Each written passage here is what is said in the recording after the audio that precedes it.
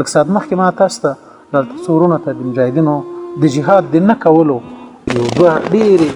دردونکې پیښې یا دوه دردونکې مثالونه ورته یاد کړل چې کله مسلمانان مغلوب شول په اندلس کې د مسلمانانو مسؤلینو جهاد او عادات پرېښود او یو د بل په خلاف له کافرانو سره لاس یو کړ نو بیا نه یوازې دا چې اندلس د مسلمانانو له لاسه ووته هغه چې 800 کاله یې ورباندې حاکمیت کړی و 800 کاله اسلامي نظام ورباندې چلولی و بلکې بیا یې هلته هغه پاتې مسلمانان راګیر کړل او هغه بیا د مختلفو مراحلو نه تیر کړل او خلق به یې داسې په ډله ییز ډول باندې کافر کړل نه یوازې دا چې کفر ته به یې مجبوره کړل بلکې کورنۍ به یې راوستله یا به یو کلي ته ورغله د کلي به یو محکمه دایره کړه د دوی د کلیسا مشرانو د پاپانو او د دوی د کشیشانو بیا به یې هلته د مسلمانانو کورنۍ راجمع کړي ښځې به یې تېنه یو طرف ته کړي ماشومان به یې بل طرف ته کړي او نارینه به بل طرف ته کړه بیا به دا لکه غنیمت داسې تقسیم کړه نارینه به یو چاته ورکړه هغه به مثلا له کابل نه به داسې وګڼو الله دې نه کړي قندهار ته به بوتله ښځه به بل چا بدخشان ته بوتله روګانې به بل چا فاریاب او بادغیس ته بوتله داسې به دا کورنۍ سره وویشله او بیا به چیغې کریکې به یې وهلې همداسې ماشومان به په مور پسې ژړلې څه به یې له لاسه نه کېده مور به خاوند ته کتلې څه به یې له لاسه نه کېده خاوند به خپل بچیان و خپلې ښځې ته کتل چې د ده په مخ کې یې واک د بل چا کېږي له ده بېلېږي چیغې به وي زړه بوږنونکې او زړه چوونکې چیغې به پورته کېدلې او بیا به یې د عیسایانو د مذهب او د طریقې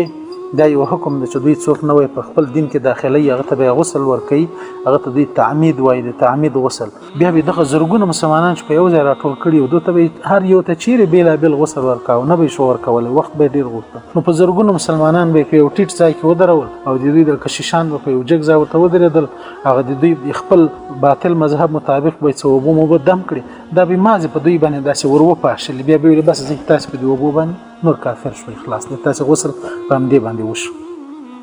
مسلمانان په زړه کې مسلمانو اخ په زړه کې نه کافر کېدل نو بیا تر یو مودې پورې به چا به په اشاره باندې لمونځ کاوه ځکه چې په رکوع سجده باندې به هغه چا سره چې دوی غلامان شوي وو هغه به پوهېدل بیا چا به په تیمم باندې لمونځ کاوه ځکه چې په اوداسه باندې به هغوی په باندې پوهېدل خبرېدل خو دغه نسل بیا چې ختم شو مړ شو باقیمانده د نور نسلونه یې بیا د کفر په غېږ کې رالوی شو کافران شو او نن هغه د مسلمانانو اندلس هغه قرطبه چې قرطبي تفسیر پکې لیکل شوی هغه د مسلمانانو لوی د تمدن ښارونه هغه نه یې نوم پاتې نه د اسلام ورکې پاتې نه مساجد ورکې پاتې علامه اقبال وایي چې زه کله قرطبي ته لاړم دا اوس وخت د اروپا کې درس ویلی وایي چې کله لاړم اندلس ته نو بیا د مسلمانانو پخواني آثارو ته ورغلم د قرطبي مسجد ته چې ورغلم وایي ډېر زړه دردونکی حالت و هغه د قرطبي مسجد چې په دنیا کې د هغه بل مثال نه و په لویوالي او په ښکلا کې په زرګونو خلک به پکې درېدل داسې لوی مسجد چې په سلګونو یې یوازې ستنې وي محرابونه وي ګنبدې وي وایي دې مسجد ته زه ورغلم په داسې حال کې و چې نیمایي یې نړولی و یوه برخه په هغې کې کلیسا جوړه کړې وه مسلمانانو له دې مسجد نه او د باقیمانده نور مسجد شو له خاورو له ګرد له غبار نه ډک و او د دوی د سیلګري سیاحتګر دا به راتلل هر چا به خپله نجلۍ خپله ملګرې له لاسه نیولې وه بیا به هلته ځان سره یو رباب مباب ستار ګیتار دا شیان به یې راوړي هلته به یې وغږول خپل عکسونه مکسونه به یې واخیستل خپلې ویډیوګانې وغیره دا به یې جوړې کړي بیا به بېرته روان شو ما وایي هلته غیر له ژړا نه بل څه نه درلودل اوښکې مې توی کړي بیا مې دا ویلي چې کاشکې مسلمانانو په هغه زمانه کې اعداد کړی وی جهاد یې کړی وی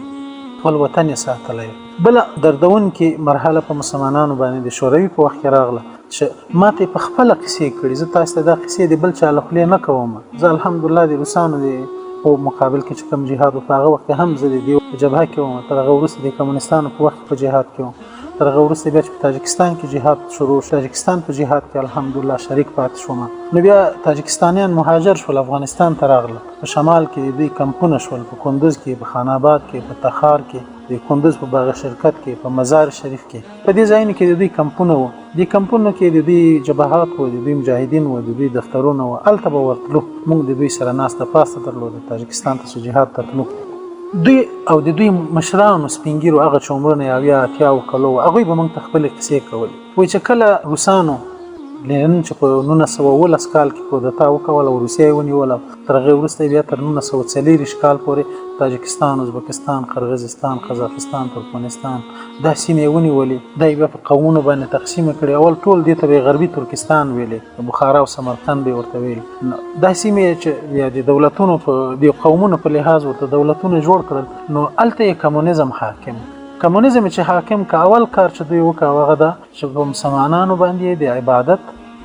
بندیز ولګاوه. وایي په کلي کې به لوی مسجد به و، دې مسجد ته بیا کمونستان راغلل او په دې مسجد کې به یو کنفرانس جوړ کړ. په دې کنفرانس کې به بیا کانسرت جوړ کړی و. کانسرت په دې معنی چې هلته به نجونې راوستلې وي، ښځې به یې راوستلې وي، هغه به یې بیا ګډولې، موسیقي به یې وغږوله، ښځې به یې وګډولې، شراب به یې وڅښل، خرمستۍ به یې وکولې، او بیا به یې د کلي خلکو ته اعلان وکاو چې د نن نه اخواته مسجد ته راتګ بند. دلته به هفتوار سیمینار کیږي، دلته به